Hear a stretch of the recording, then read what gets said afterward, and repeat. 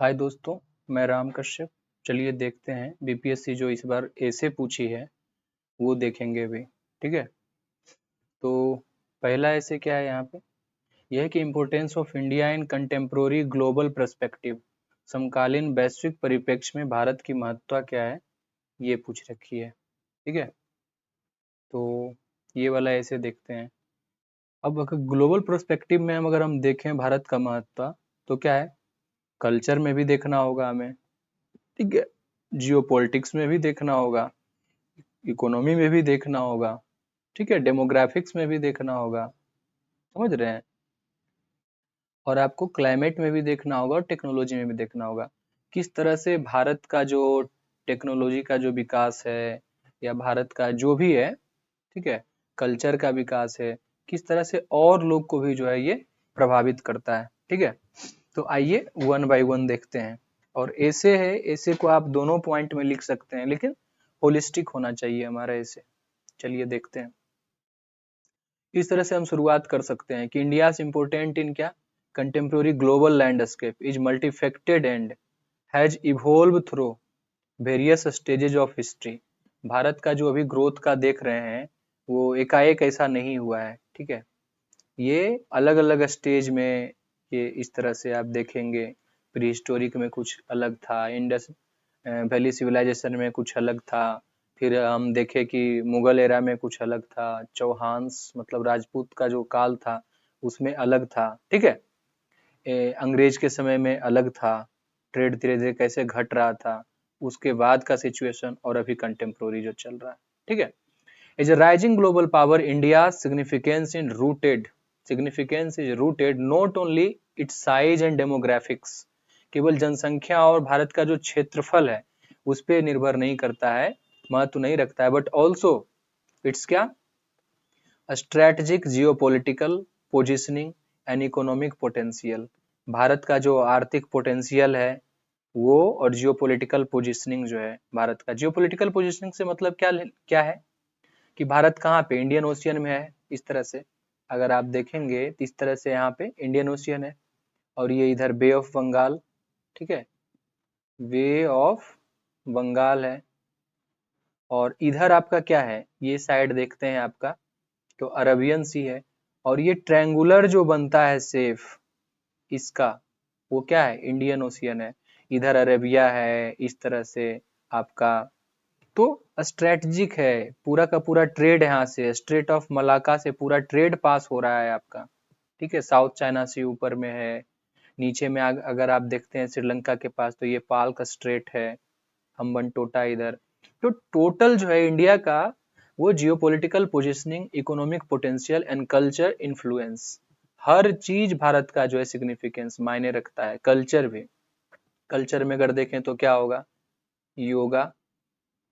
ठीक है, तो ये मायने रखता है। India's importance is recognised in political, economic, environmental and cultural sphere, positioning it as central player in shaping the future of global order. अभी देखिए ना, आईएसए, इंटरनेशनल सोलर अलायंस वाला, इंडिया आगे आगे गया तो सोलार मामा, सोलार मामा का बात हुआ, सोलार मामा से क्या हो गया, साउथ अफ्रीका में भी इन्फ्लुएंस हुआ, वहां जो पिछड़ापन है वो भी धीरे धीरे धीरे धीरे ये। अब इसी को अब टॉपिक में तोड़ना शुरू कीजिए, क्या क्या बात किए थे।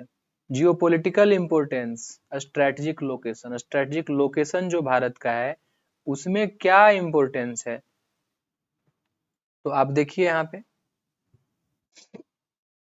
ठीक है, तो इसको हम देख सकते हैं, India presence in Indian ocean, देखिए है ना, भारत यहाँ पे ये ट्रायंगुलर शेप आप देख रहे हैं। Sri Lanka export of patrol boat, फिर श्रीलंका को ये करता है। मालदीव्स को provide patrol planes and helicopters training के लिए। ठीक है, और अगर देखें आप यहाँ पे तो पाकिस्तान के बाद ये आपका ईरान वाला, ईरान में भी देखें भारत मदद करता है, चाबहार पोर्ट बना रहा है। उसके बाद यूएई को देखें आप, कॉरपोरेशन विथ क्या, cooperation with India oil reserve के लिए कॉपरेट कर रहा है। ठीक है, उसके बाद फिर अगर हम ओमान में देखें तो permission of Indian navy use of port, यहाँ पे डक्कम पोर्ट बना रहा है। ठीक है, सेशेल्स में देखें तो क्या है, ये सेशेल्स द्वीप है। यहाँ से अगर हम देखें तो क्या हो रहा है, इंडियन बेस ऑन क्या, एजम्पशन, एजम्पशन आइलैंड जो है यहाँ पे बनाने का बात कर रहा है। Providing of patrol boat training. Mauritius को क्या करता है, मॉरिशस यहाँ देखिए ये, तो मॉरिशस को क्या करता है ये, मॉरिशस को नेवल कम्युनिकेशन फैसिलिटी और ये बोट वगैरह प्रोवाइड करता है, ट्रेनिंग करता है, देता है, ठीक है। उसके बाद मेडागास्कर में, तो मेडागास्कर में क्या है, नेवल कम्युनिकेशन फैसिलिटीज ये सब। रीयूनियन आइलैंड जो है, permission for Indian navy use. अगर हम देखें यहाँ पे मालदीव देख लिए, यूएस और यूके का एक आइलैंड है वहाँ पे, डियागो ग्रेसिका, ग्रेसिया, वहाँ पे इंडियन नेवी यूज अपना बेस बनाना चाहता है। कोकोस आइलैंड ऑस्ट्रेलिया में। तो भारत पूरा का पूरा यहाँ ट्रेड जा रहा है। और ये स्ट्रेट ऑफ मलाका है, ये जो आप देख रहे हैं स्ट्रेट ऑफ मलाका है, यहाँ से आप देख लीजिए पूरा ट्रेड। म्यांमार, थाईलैंड, म्यांमार में क्या करता है, यहाँ भी एक सितवे पोर्ट डेवलप कर रहा है। थाईलैंड में यहाँ भी ज्वाइंट पेट्रोल नेवल ट्रेनिंग ये सब जो कर रहा है, ठीक है। सिंगापुर में, मलेशिया में क्या है, ज्वाइंट पेट्रोल एयरफोर्स के ट्रेनिंग कर रहा है। सिंगापुर में joint exercise, joint patrol leasing on training ground. Indonesia में फिर भी फाइटर जेट्स का जो अभी बात चल रहा है। ऑस्ट्रेलिया में ज्वाइंट एक्सरसाइज, ऑस्ट्रेलिया तो क्वाड भी बनाया है यहाँ पे, ठीक है, यूएस, जापान और ऑस्ट्रेलिया, इंडिया, ये सब मिल करके। तो ये सब हम देख रहे हैं कि इंडिया का जो पोजीशन है वो स्ट्रैटेजिक है, जहाँ पे वो है, ट्रेड होना है।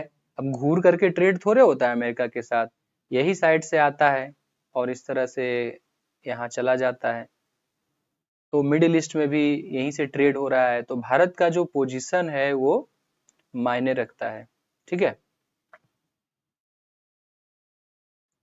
आगे बढ़ते, देखिए ऐसे में फ्लुएंसी होना चाहिए, हम बता रहे हैं इसीलिए थोड़ा समझा रहे हैं, ताकि आप जब आप खुद से लिख रहे होंगे तो बेहतर लिख पाए। India's geographic location is one of its most strategic assets situated in South Asia. India lie at the क्या, cross roads of Asia.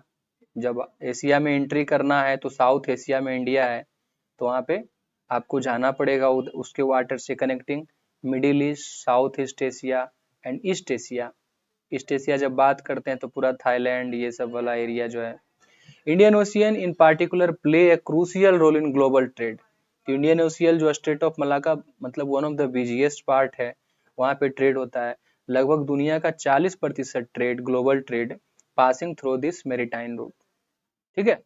India's dominance in Indian Ocean region is critical factor in Indian securing peace and maritime power. अगर India यहाँ पे नहीं रहेगा तो क्या होगा, south China सी में जो स्थिति बना रखी है, ठीक है, चाइना ने, तो वैसे ही यहाँ पे कर देगा। तो एक secure trade, peaceful maritime trade के लिए इंडिया का होना बहुत जरूरी है, बहुत इंपॉर्टेंट रखता है। The importance of Indian Ocean is further amplified by क्या, proximity to major supplier particularly in Middle East and Africa. India's naval strength in coordination with its growing military, जैसे भारत का मिलिट्री कैपेबिलिटी, सैन्य क्षमता बढ़ रहा है और दूसरे के साथ कोऑर्डिनेट करता है, तो ये बहुत मैटर करता है। मेक्स इट अ की player in Indo Pacific reason which is witnessing increasing geopolitical rivalry between China and United States, ठीक है। तो इंडिया बढ़ रहा है जिसके कारण से यूनाइटेड स्टेट्स को भी फायदा होगा। आगे देखते हैं, India geographic location is one of the most strategic asset. जो पोजीशन है भारत का वो क्या है, एक महत्वपूर्ण एसेट है कह सकते हैं, ठीक है। अब मान लीजिए सऊदी अरेबिया में क्या है जो वहां का लोग उतना अमीर है, निश्चिंत होकर के रहते हैं, क्योंकि ऑयल रिजर्व। तो भारत का भी ये लोकेशन जो है बहुत मायने रखता है। Situated in South Asia, India's lie at the crossword of Asia connecting the Middle East, South East Asia. देखें यहाँ पे Indian Ocean in particular play crucial role. देख लिए किस तरह से 40% ट्रेड वहां पे जा रहा है, अगर जाना होगा तो, ठीक है। उसके बाद फिर कह रहा है कि the importance of Indian Ocean is क्या, फर्दर एम्पलीफाइड बाय प्रॉक्सिमिटी, ठीक है ये देख लिए। Next, India's border with China and Pakistan are also क्या, central to a strategic position. This country with which India share both historical tension and evolving diplomatic relation. Bharat और पाकिस्तान के साथ, चाइना के साथ हिस्टोरिकल टेंशन भी रहा है, पहले भी इस तरह से आदिवासी हून वगैरह ये सब आया करते थे, ठीक है, और अभी भी है ये दोनों के साथ। उसके बाद फिर देखते हैं are key player in regional global geopolitics, India's role as a क्या, balance power, balance of power. Asia is क्या, evident through its active participation. Bharat जो है अपने बैलेंस ऑफ पावर के कारण क्या है, एशिया में एक बड़ा मायने रखता है। जैसे कि अब देखें, भारत संघाई कॉरपोरेशन ऑर्गेनाइजेशन में भी है, ब्रिक्स में भी है, ठीक है, इंडियन ओशियन रिम एसोसिएशन में भी है, ये सब में भारत है, ठीक है। तो इस तरह से हम अभी देख रहे हैं। उसके बाद economic growth and global trade, फिर से हम टॉपिक पे आते हैं। टॉपिक को आप देखते रहेंगे कि क्या था, तब आपको पता चलेगा। देखिए टॉपिक क्या था आपका, importance of India in contemporary global perspective, समकालीन वैश्विक परिप्रेक्ष्य में भारत की महत्ता।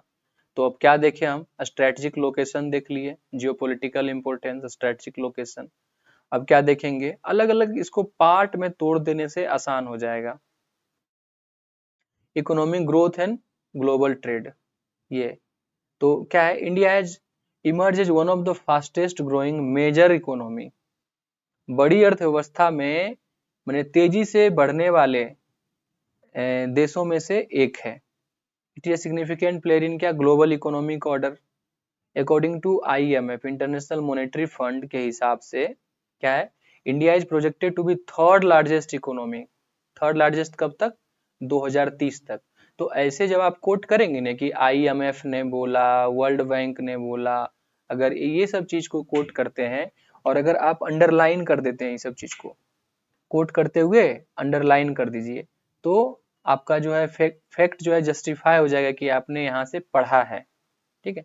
तो इंडिया प्रोजेक्टेड क्या है कि थर्ड लार्जेस्ट इकोनॉमी बन जाएगा। ऐसे थर्ड अभी हैं हम पीपीपी में, परचेजिंग पावर पैरिटी में हम अभी तीसरा स्थान रखते हैं।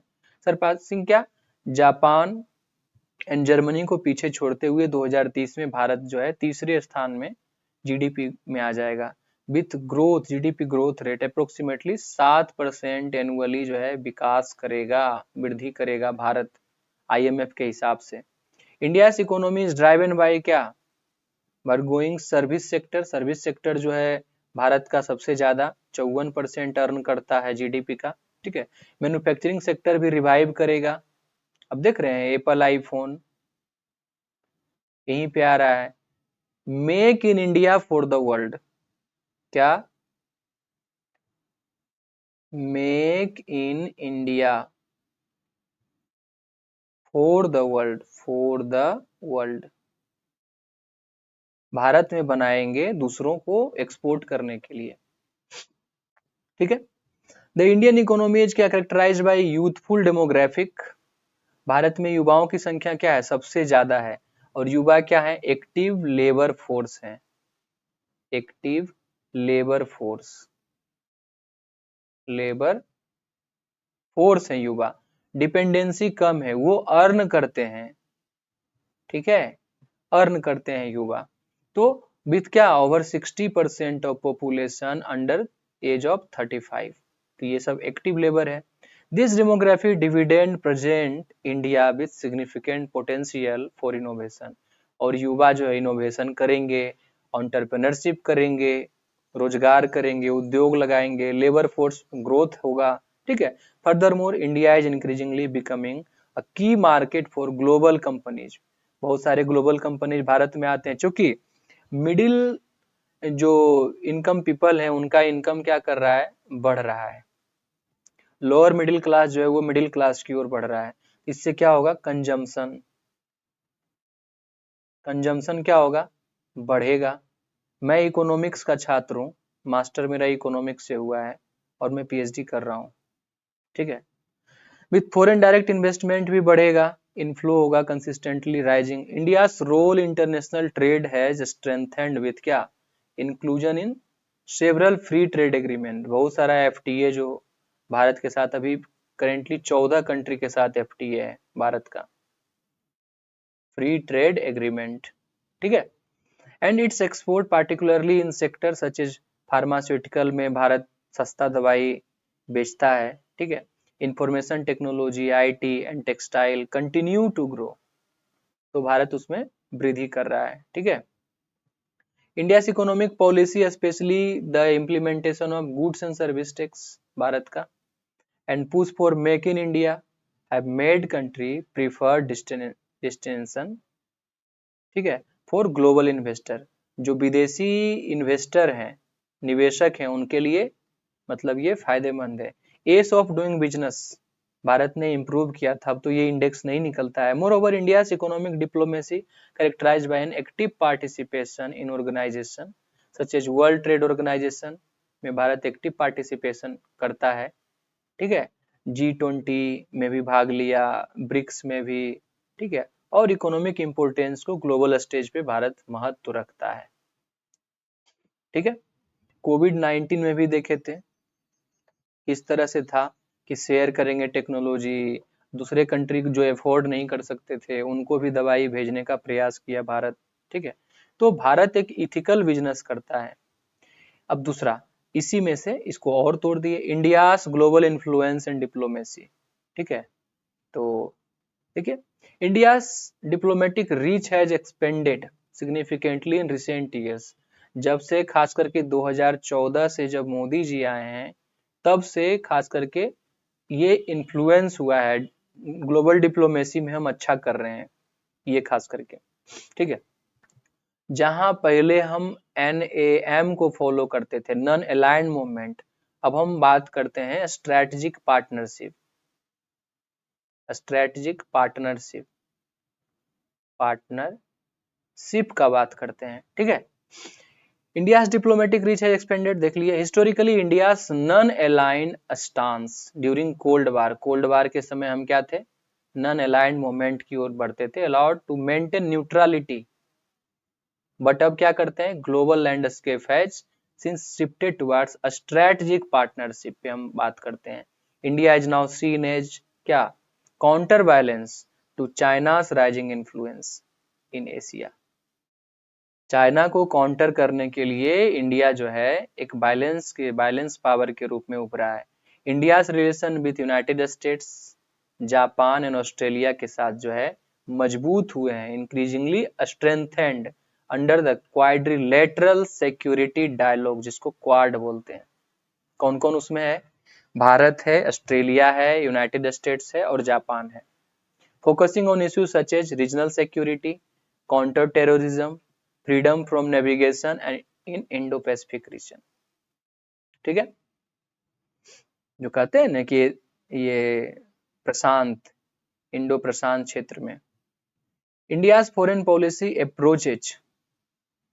अप्रोच कैरेक्टराइज्ड बाय क्या, pragmatism and strategic foresight has allowed it to foster good relation with several key countries। India का जो नेचर है, जो स्ट्रेटेजिक सोच जो रखता है, वो क्या है, बहुत सारे कंट्री के साथ अच्छा रिलेशन बनाने में मदद करता है। जैसे सबसे पहले तो कि इसका नेबर ही, जो पड़ोसी हैं, नेपाल के साथ अच्छा रिलेशन है, बांग्लादेश के साथ अच्छा रिलेशन है इसका, भूटान के साथ अच्छा रिलेशन है, श्रीलंका के साथ अच्छा रिलेशन है। ठीक है। पार्टिकुलरली ये रीजनल स्टेबिलिटी शो करता है। South Asian the South Asian Association for Regional Corporation, SAARC में भी भारत जो है बड़े भाई का काम करता है। India is focusing founding member aim to improve regional cooperation on issue of trade, security, infrastructure development. India's act east policy, पहले क्या था, लुक ईस्ट पॉलिसी, पहले है कि लुक ईस्ट पॉलिसी था, क्या था, लुक ईस्ट पॉलिसी। लेकिन जब से मोदी जी आए तब से क्या किए, एक टिस्ट पॉलिसी, मतलब अब काम करेंगे। हमारा जो पड़ोसी है पूरब की ओर, बांग्लादेश हो गया, नेपाल हो गया, नेपाल भी अपना पूरब में ही है, और म्यांमार हो गया, ऐसे ऐसे कंट्री जो है, थाईलैंड हो गया, ये सब के लिए अब काम करेंगे। Focusing on south East Asia and Pacific further highlights it's growing influence in Asia Pacific. हम उनके मेहमानों को बुलाते हैं, कब, तो 15 अगस्त को, वो हमारा स्वतंत्रता दिवस होता है। ये सब क्या है, हम यानी नेबर जो हमारा है उसके प्रति हम। कल्चरल एंड सॉफ्ट पावर, कैसे कल्चर और सॉफ्ट पावर भारत का जो है वो मायने रखता है कंटेम्प्रोरी वर्ल्ड में। तो कल्चर और सॉफ्ट पावर क्या है, तो हमारा योगा, हमारा योगा अगर दुनिया में जा रहा है तो हमारे जो योग क्या है, नियम यम सब कुछ इसमें है। तो हमारे चीज को, हमारे एथिक्स को भी वहां पे जाता है कि भारतीय कैसे सोचते हैं, कैसे प्रैक्टिस करते हैं, खान पान क्या होता है। हमारा मूवी, जिस तरह का मूवी हम देंगे, खास करके अरबियन नेशन में हमारा मूवी चलता है, ईरान में चलता है, ठीक है। तो ये सब हमारा जो खान पान है, स्पाइसी मसाले, सब जगह हमारा ये चलता है, ठीक है। तो ये हो गया आपका डायस्पोरा। भारतीय लोग जब जाते हैं, रहते हैं, 100 बिलियन के आसपास भेजते हैं, समझ लीजिए। रिमिटेंस, फॉरेन रिमिटेंस, $100 बिलियन, आप समझ रहे हैं। तो वहां जाते हैं, यहाँ का डायस्पोरा बहुत ही अच्छा माना जाता है, लोग इसको मानते हैं, हमारे जो इंडियन डायस्पोरा है, ठीक है। हमारा एजुकेशन, बाहर के जो लोग पढ़ने आते हैं, यहाँ से जो सीख के जाते हैं, हमारी टेक्नोलॉजी, ठीक है, हमारा जो धरोहर, जो यहाँ देखने आते हैं, भ्रमण करने आते हैं, ठीक है। तो ये सब चीजें, हमारा जो एग्रीकल्चरल प्रोडक्ट है, ये सब। तो अब इसको देखते हैं कैसे लिखेंगे, क्योंकि आप ऐसे में फोटो भी बना सकते हैं, बनाया जाता है, नया ट्रेंड है अब तो चला है, ठीक है। तो देखते हैं इसको। India soft power which include culture, spirituality, demographic value, जो यहाँ का लोग हैं उसका वैल्यू, की एस्पेक्ट्स ऑफ ग्लोबल इन्फ्लुएंस, विश्व को इन्फ्लुएंस करती है, ये सब कुछ जो चीजें हैं। ग्लोबल पॉपुलैरिटी ऑफ योगा, विश्व में योगा का बढ़ता हुआ जो रुझान है, पॉपुलैरिटी जो है। इंडियन सिनेमा, अलग अलग लैंग्वेज में डब होता है, लोग उसको देखते हैं, ठीक है।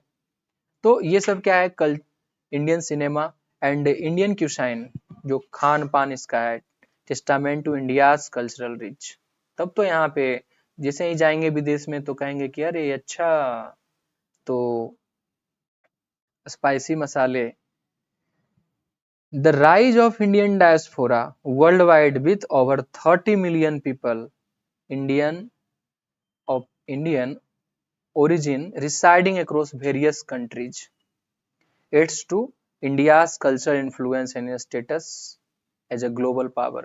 अब ये सब जो डायस्पोरा है, आप ही देखिए ना, तुलसी गवाड़ कितना पावर रख रही है वहां पे। कौन पटेल है वहां पे, जो एफबीआई का हेड है, प्रतीक पटेल, आप समझ रहे हैं। तो यहाँ के लोग जब जाएंगे, पढ़ा लिखा हमारा डायस्पोरा होगा विदेश में, तो आप समझ रहे हैं कि एक हमारा बार्गेनिंग कैपेसिटी होगा, बार्गेनिंग पावर होगा। और अगर पढ़ा लिखा डायस्पोरा कोई कंट्री का नहीं है तो क्या करेगा, रिक्शा पुलर होगा, चलाएगा रिक्शा, वहां पे झाड़ू मारेगा, जैसे पाकिस्तान का डायस्पोरा, ठीक है। Moreover India historical contribution to philosophy, Bharat का फिलोसफी जो है वो भी बहुत कंट्रीब्यूट किया है दुनिया में। भारत का mathematics, science contribute to be celebrated, इसको भी लोग मानते हैं इस चीज को। Global recognition of India's ancient wisdom, जो पौराणिक जो विजडम है भारत का, लाइक आयुर्वेदा, स्पिरिचुअलिटी, ठीक है, जैसे कि आपका भगवत गीता में ये सब जो लिखा हुआ है, दलाई लामा के द्वारा फैलाया गया हमारे भारत का बात, स्पिरिचुअल चीज महात्मा गांधी के द्वारा, ठीक है। महात्मा गांधी जी कहते हैं कि जब भी हम प्रॉब्लम में पड़ते हैं तो हम बस उसका सॉल्यूशन, शांत हो जाते हैं और गीता के पन्नों को पलटते हैं और देखते हैं कि हमारा समस्या किस तरह से समाधान हो रहा है, यानी गीता में हर प्रॉब्लम का सॉल्यूशन है गांधी जी के हिसाब से। ठीक है, तो यही है, सदगुरु जो हैं वो भी जाते हैं अलग अलग जगह पे और अपने कल्चर को बताते हैं, इंडिया इंडिया के कल्चर को ग्लोबल फोरम पे बताते हैं। ठीक है, India's demographic value which emphasise inclusivity, मतलब सर्वे भवन्तु सुखिनः, सर्वे सन्तु निरामया, सब लोग खुशी रहे, सुख रहे। ठीक है, पीसफुल कोएग्जिस्टेंस का बात करता है भारत, इंडिविजुअलिटी का नहीं, तभी तो कहते हैं वसुधैव कुटुम्बकम, पूरी दुनिया जो है हमारी, पूरी धरा, वसुधा मतलब धरती, तो क्या है, हमारा कुटुंब है, one nation one world one nation one family, इस तरह से। तो इंक्लूसिविटी, सेक्युलरिज्म, हम बात करते हैं सेक्युलरिज्म का, पंथ निरपेक्ष, धर्म निरपेक्ष एंड प्लूरलिज्म, बहुलतावाद को हम मानते हैं, यानी कि केवल हम ही हैं, ये सिचुएशन नहीं है भारतीय फिलोसफी में, भारतीय सिद्धांत में ये चीज नहीं है। ठीक है, तो ये सब चीज जो हम सीखे हैं बचपन में, जो हमारा वेद सिखाता है, ठीक है, इससे क्या होता है, एक soft important part of its soft power, हम नहीं लड़ते झगड़ते हुए भी ISKCON, international society for Krishna consciousness, international society for क्या, कृष्णा कंससनेस, इस्कॉन, समझ रहे हैं, उसके बावजूद भी हमारा जो इस्कॉन वाला है ये फैल रहा है, ये क्यों, क्योंकि सॉफ्ट पावर, हम अपने अच्छाइयों से इन्फ्लुएंस करते हैं लोगों को। In recent year India emphasis on non violence, Bharat non violence पे जोर देता है, conflict of resolution has made it a क्या, leader in promoting peace and stability on the world stage, क्योंकि लड़ाई लड़ करके हम, लड़ाई में दोनों को घाटा है, तो भारत का ये चीज है। ग्लोबल इन्वायरमेंटल लीडरशिप, कैसे भारत जो है इन्वायरमेंटल लीडरशिप, भारत अगर इन्वायरमेंट में अच्छा करता है तो सबसे पहले 17% दुनिया के लोग जो हैं वो ग्रो कर जाएंगे। ठीक है, 17%, अगर दुनिया का 17% लोग, प्रत्येक 100 में से अगर 17 लोग अगर डेवलप कर रहा है, मतलब आप समझ रहे हैं कि दुनिया डेवलप कर रही है। ठीक है, इंडिया क्लाइमेट डिप्लोमेसी एक्शन अगर ये लेता है तो क्या होगा, कॉर्पोरेटिव कोऑपरेटिव स्ट्रेटजी लेता है, पीपल सेंट्रिक, पीपल पार्टिसिपेशन। ठीक है, भारत क्या करेगा, पीपल पार्टिसिपेशन करेगा। ठीक है, ये करेगा। उसका इंटरनेशनल सोलर अलायंस देखे किस तरह से, भारत इंटरनेशनल सोलर अलायंस का हेडक्वार्टर है नोएडा में। ठीक है, उसके बाद फिर क्या होगा, नेशनलिटी भी जो है यहाँ पे डिटरमाइंड कंट्रीब्यूशन। उसके बाद फिर क्या है, इंटेंडेड नेशनलिटी डिटरमाइंड कंट्रीब्यूशन। उसके बाद global contribution and initiatives, Bharat अलग अलग फोरम में जाता है, इन्वायरमेंटल फोरम में जाता है, वहां पे अपनी बातों को रखता है, जिसे पंचामृत प्रोग्राम, नेट जीरो इमिशन का बात करता है भारत, रिन्यूएबल एनर्जी से पावर जनरेट करने का बात करता है भारत, पृथ्वी को बचाने का बात करता है भारत। ठीक है, तो हमारा भारत जो है बहुत कुछ बात करता है, और जैसे ही हमारा भारत बात करता है, इसका मतलब दुनिया का 17% लोग बात कर रहे हैं, उसके साथ कदम से कदम मिला करके चल रहे हैं। स्वच्छ भारत अभियान का अगर बात होता है तो 17% लोग जो हैं ओपन डेफिकेशन फ्री करना चाहते हैं, ओडीएफ, आप समझ रहे हैं, बहुत सारा बीमारी इससे घटता है। अगर एलपीजी सिलेंडर का बात होता है, डिस्ट्रीब्यूट हो रहा है, तो बहुत सारी महिलाएं, 17% ऑफ द वर्ल्ड का पॉपुलेशन जो है वो क्या होगा, धुआं नहीं झेलेगा, और बहुत सारा बीमारी जो है वो नहीं होगा। अगर ओडीएफ खत्म होता है तो बहुत सारी महिलाओं को जो रोग होता है, बीमारी होता है खुले में शौच से, वो नहीं होगा, सैनिटेशन की समस्याएं कम होगी, खत्म होगी। इसीलिए कहते हैं बढ़ेगा भारत तो बदलेगी दुनिया। आगे, India's environmental leadership is increasingly important as world grapple with climate change. ठीक है, जिस तरह से क्लाइमेट चेंज हो रहा है और दुनिया जो है क्या बढ़ रही है या इसको जूझ रही है, वहां पे भारत का जो लीडरशिप है, बहुत मायने रखता है, थोड़ा मोड़ा नहीं। अब देखिए ना, अगर हीट बढ़ेगा, अगर टेम्परेचर बढ़ रहा है, सबसे पहले कि अगर टेम्परेचर इंक्रीज कर रहा है तो उससे क्या होगा, जो आइलैंड्स हैं वो क्या होंगे, आइलैंड क्या होंगे, सबमर्ज हो जाएंगे। उसका बात कौन उठाता है, इंडिया उठाता है।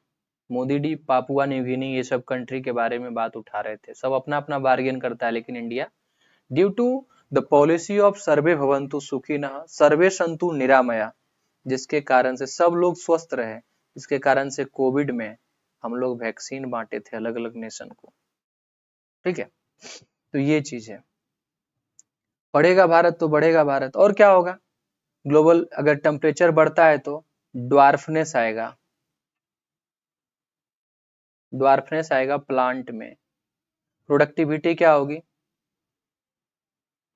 प्रोडक्टिविटी क्या होगी, घटेगी, समझ रहे हैं। तो इस तरह से प्रोडक्टिविटी घटेगी, ड्वार्फनेस आ जाएगा, फूड का अवेबिलिटी घटेगा, इस तरह से। तो इंडियाज एनवायरमेंटल लीडरशिप बहुत जरूरी है, is increasingly important as world grapple with climate change, deforestation, climate change जब होगा, जब डिफोरेस्टेशन हो रहा है, पेड़ पौधे काटे जा रहे हैं, एंड रिसोर्स डिप्लेशन, जब जो संसाधन है उसका डिप्लेशन होगा, लोग यूज कर रहे हैं उसको। India's commitment to renewable energy, Bharat जो है रिन्यूएबल एनर्जी के लिए, जनरेशन के लिए कमिट करता है, is reflected in ambitious target to achieve 175 gigawatt, 175 gigawatt of renewable energy capacity by क्या, क्या बात किया था भारत, 2022, ये अचीव कर लिया, इससे ज्यादा, और 500 गीगावाट बाई 2030। इससे क्या होगा, कार्बन इमिशन कम होगा। The International Solar Alliance launched by India as major initiative to promote solar energy globally,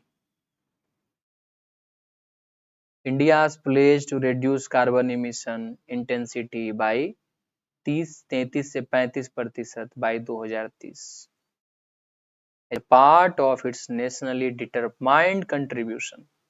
ये क्या होता है, तो जाते हैं अर्थ समिट ये सब में जब जाते हैं तो वहां पे क्या होता है, नेशनली डिटरमाइंड कंट्रीब्यूशन होता है कि हम क्या करना चाहेंगे, वो वॉलेंटरी होता है, लोग कमिट करते हैं कि हम ये चीज करेंगे धरती के लिए। ठीक है, तो underscores its commitment to tackling climate change, Bharat जो बात किया है उस पे अड़ा हुआ है, इस पे प्रोग्रेस कर रहा है। इंडिया इज ऑल्सो अ की प्लेयर, इंडिया जो है वो की प्लेयर है किसमें, in international negotiation on climate change, particularly through its active participation in Paris Climate Agreement. At the same time, India's large population, rapid urbanization, and growing industrial base make a pivotal country in achieving global climate goal. अगर urbanisation हो रहा है, ठीक है, urbanisation क्या है, symbol of development है, तो अर्बनाइजेशन हो रहा है तो वहाँ पे पोल्यूशन भी होगा। ठीक है, तो ये सब क्या है, उसके बावजूद भी अगर सोलर एनर्जी, अगर देखे थे कि किस तरह से heat, urban island, urban heat island, ठीक है, वो सबको कैसे मैनेज करेंगे, मिटिगेट करेंगे, और वो सब प्लांट सिटी, स्मार्ट सिटी, अगर इस तरह से हम चलते हैं, मतलब क्या है, हम पॉपुलेशन क्लाइमेट चेंज के लिए हम आगे बढ़ रहे हैं। India's effort to balance economic development with environmental sustainability are model for other developing nation. अगर भारत जैसा मिडिल इनकम वाला कंट्री अगर इस तरह से काम करता है तो और भी जो कंट्री हैं उनको भी इससे सीखेंगे और इस तकनीक का यूज करेंगे। ठीक है, कंक्लूजन, अब इस ऐसे का कंक्लूड कैसे करेंगे, इस ऐसे को ये देखते हैं। इस ऐसे को ऐसे कंक्लूड कर देंगे कि India's growing influence on global stage is undeniable, Bharat का जो इन्फ्लुएंस है वैश्विक स्टेज पे, मंच पे, वो अनडिनाएबल है, इसको कोई इग्नोर नहीं कर सकता है भारत को। As an economic power house, ठीक है, geopolitical leader and cultural giant, India's role in shaping the future of the world is crucial. शब्द को देखिए, ठीक है। भारत को वैश्विक मंच पे कोई डिनाई इग्नोर नहीं कर सकता है। किस मायने में? Economic power house, geopolitical leader, Bharat शांति का दूत बनता है, रसिया यूक्रेन में मीडिएट करता है, आपका ये क्या बोलते हैं, आ, ये इजराइल और गाजा पट्टी में जो हो रहा था, फिलिस्टाइन में, उसको यमन में या अलग जगह पे होता है, मैरीटाइम में अगर हुती लोग इस पे कुछ करते हैं कोई शिप को, वहां भी भारत घुसता है, ठीक है। तो और कल्चर तो है ही, भारत का कल्चर डाइवर्स कल्चर है, लोग यहाँ आते हैं, ठीक, घूमते हैं। अभी कुंभ का देखे, महाकुंभ से बीपीएससी में भी क्वेश्चन भी पूछी है। India rise present both challenges and opportunity.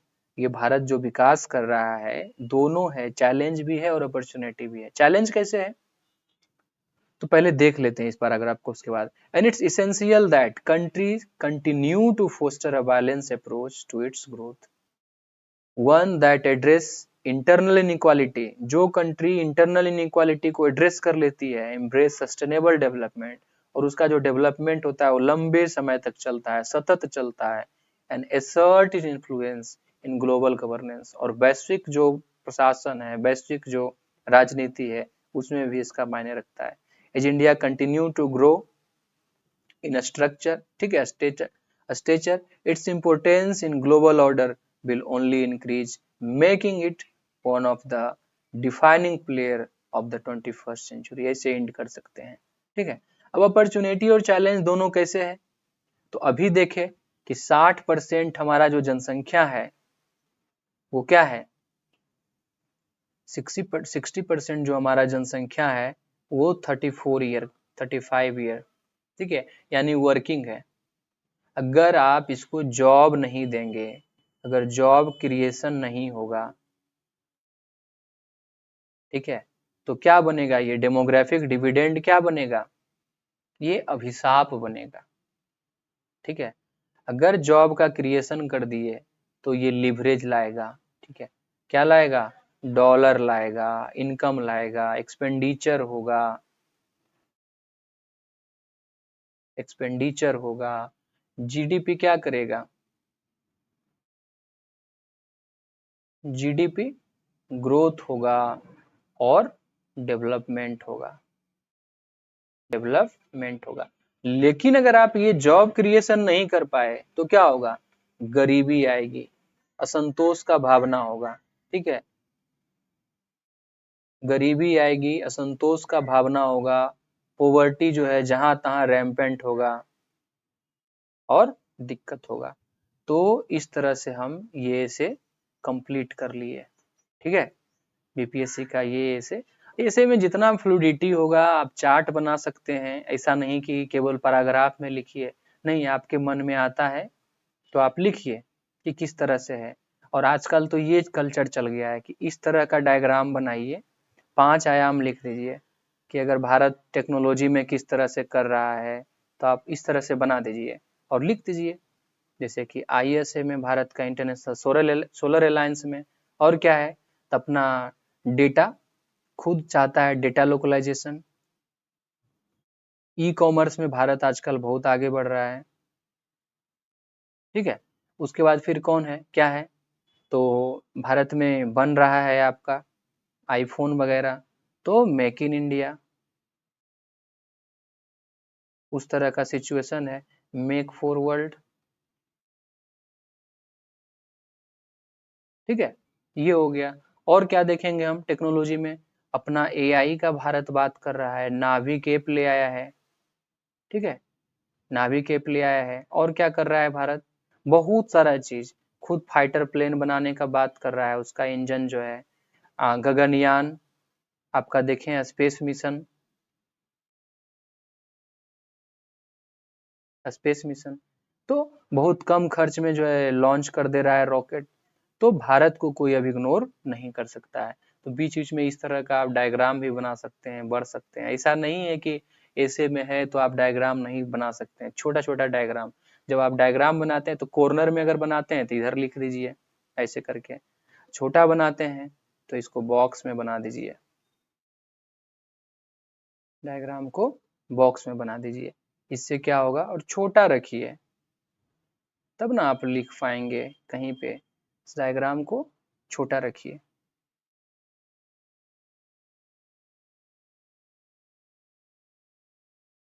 मान लीजिए आप, तो आप यहाँ से फिर राइटिंग करिए, इस तरह से लिखते जाइए।